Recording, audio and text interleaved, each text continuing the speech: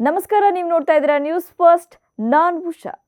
ಈಗಿನ ಕಾಲದ ಹೆಣ್ಮಕ್ಳು ಮದುವೆ ಆಗಬೇಕು ಅಂತ ತೀರ್ಮಾನ ಮಾಡಿದ್ರೆ ಮುಗಿದೋಯ್ತು. ಅವರು ಇಡೋ ಒಂದಷ್ಟು ರೂಲ್ಸ್ಗಳನ್ನ ಫಾಲೋ ಮಾಡಲೇಬೇಕು, ಕಂಡೀಷನ್ಗಳನ್ನ ಒಪ್ಕೊಳ್ಳೇಬೇಕು. ಆಮೇಲೆ ಮದುವೆ ಇನ್ನೊಂದು ಮತ್ತೊಂದು. ಆದರೆ ಒಂದು 10 ವರ್ಷದ ಹಿಂದೆ ಹೋದ್ರೆ ಇವೆಲ್ಲ ಆಗ್ತಾನೇ ಶುರುವಾಗ್ತಿದ್ದ ವಿಚಾರಗಳು. ಉತ್ತರ ಭಾರತದಲ್ಲಿ ಮದುವೆ ಆಗೋವರೆಗೂ ಗಂಡನ ಮುಖ ನೋಡದೇ ಇರೋ ಪದ್ಧತಿಗಳು ಈಗಲೂ ಇದೆ.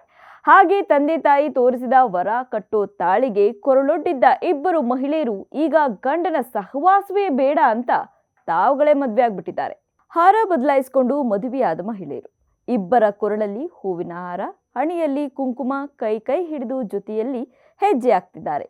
ಇಬ್ಬರು ನೊಂದ ಮಹಿಳೆಯರು ಬಾಳ ಸಂಗಾತಿಗಳಾದ ಸ್ಟೋರಿ ಇದು. ಕೈ ಹಿಡಿದ ಪತಿಯ ಕಿರುಕುಳ ತಾಳಲಾರದೆ ಅವರನ್ನ ಬಿಟ್ಟು ಬಂದ ಇಬ್ಬರು ಮಹಿಳೆಯರು ಪರಸ್ಪರ ಮದುವೆಯಾದ ವಿಚಿತ್ರ ಘಟನೆ ಉತ್ತರ ಪ್ರದೇಶದ ಗೋರಖ್ಪುರದಲ್ಲಿ ನಡೆದಿದೆ. ಈ ಫೋಟೋದಲ್ಲಿ ಕಾಣ್ತಿದ್ದಾರಲ್ಲ, ಇವರೇ ನೋಡಿ ಸಲಿಂಗಿ ವಿವಾಹಿತರು. ಕವಿತಾ ಹಾಗೂ ಗುಂಜಾ ಅಲಿಯಾಸ್ ಬಬ್ಲು ಕೈ ಹಿಡಿದಿತ್ತು. ಹಾರ ಬದಲಾಯಿಸಿಕೊಂಡು ಸರಳವಾಗಿ ದೇವಸ್ಥಾನದ ಎದುರು ಮದುವೆಯಾಗಿದ್ದಾರೆ. ಕಿರುಕುಳಕ್ಕೆ ಬೇಸತ್ತು ಪತಿಯರನ್ನ ತೊರೆದಿದ್ದ ಇಬ್ಬರು ಮಹಿಳೆಯರು ಪತಿಯಿಂದ ದೂರವಾಗಿ ಪ್ರತ್ಯೇಕವಾಗಿ ಜೀವನ ನಡೆಸ್ತಾ ಇದ್ರು. ಸಾಮಾಜಿಕ ಜಾಲತಾಣದಲ್ಲಿ ಕವಿತಾ, ಬಬ್ಲು 5 ವರ್ಷಗಳ ಹಿಂದೆ ಪರಸ್ಪರ ಪರಿಚಯವಾಗ್ತಾರೆ. ಬಳಿಕ ಒಬ್ರಿಗೊಬ್ರು ತಮ್ಮ ಜೀವನದಲ್ಲಾದ ನೋವುಗಳನ್ನ ಹಂಚ್ಕೊಳ್ತಾರೆ.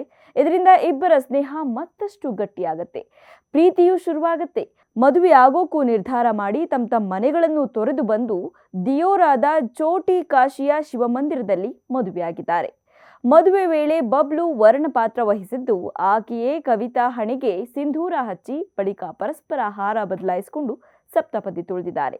ಈ ಜೋಡಿ ಮನೆಯೊಂದನ್ನ ಬಾಡಿಗೆ ಪಡೆದು ಒಟ್ಟಿಗೆ ಜೀವನ ನಡೆಸಿದ್ದಾರೆ.